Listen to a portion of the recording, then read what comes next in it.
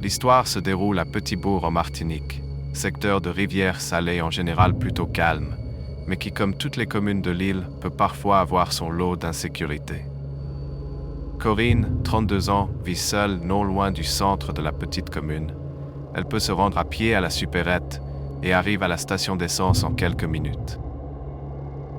Ne résidant pas dans un lieu trop reculé, elle n'est en général pas trop inquiète la nuit même, si elle se méfie quand même comme il se doit. Un jour, cette méfiance va être mise à l'épreuve.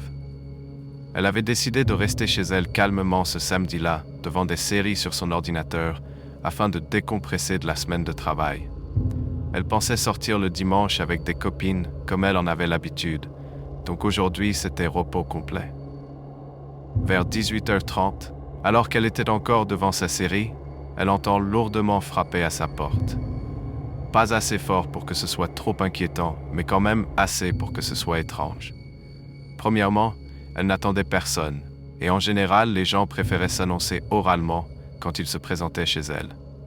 Néanmoins, elle mit pause sur sa série et se leva pour aller voir à la porte. En ouvrant, elle se retrouve nez à nez avec un parfait inconnu. Elle ne saurait distinguer s'il avait la trentaine ou la quarantaine. Il était habillé de façon assez négligée et aurait facilement pu passer pour un sans domicile fixe dans un autre contexte.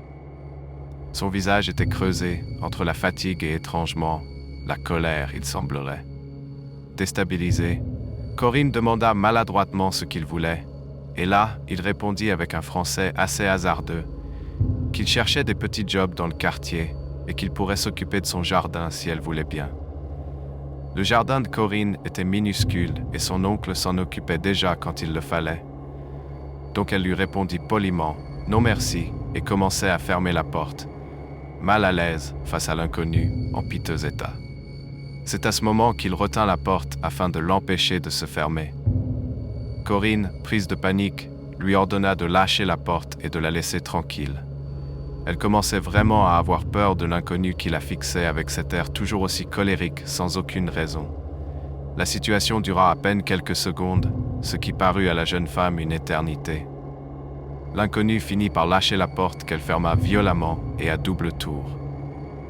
À bout de souffle, elle vérifia bien caché derrière ses rideaux si l'inconnu s'en allait, et à son grand soulagement, il était déjà de l'autre côté de la rue et traçait son chemin sans se retourner.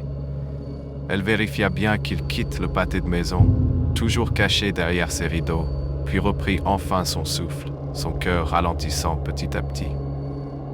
Toujours un peu sous le choc, elle se remit cependant dans son canapé et continua à regarder sa série, ayant hâte d'oublier cet incident. La pluie avait commencé à tomber, et comme à son habitude, Corinne avait fini par s'endormir devant son ordinateur. Elle se réveilla vers 23h30, ferma son ordinateur et prit une douche avant d'aller se coucher afin d'être en forme pour le lendemain. Encore enroulée dans sa serviette, son sang se glaça dans ses veines en rentrant dans sa chambre. Sa fenêtre était entrouverte. Elle resta sans bouger pendant quelques secondes en contemplant la fenêtre. Avait-elle pu la laisser ouverte avant de regarder sa série? Ce n'était pas impossible. D'ailleurs, avec la pluie dehors, le vent avait pu l'ouvrir si elle était mal fermée. Corinne se ressaisit et se dit qu'elle était sûrement angoissée inutilement à cause de l'incident d'il y a quelques heures. Elle traversa donc la chambre et s'apprêtait à fermer la fenêtre quand elle vit dans son jardin une empreinte de pas dans la boue, semblant se diriger vers sa chambre. Elle resta de nouveau figée quelques instants, le temps de réaliser l'évidence. Quelqu'un avait pénétré dans sa maison pendant qu'elle dormait. Son cœur battait si fort dans sa poitrine qu'elle avait peur qu'il la transperce, mais elle resta néanmoins de marbre.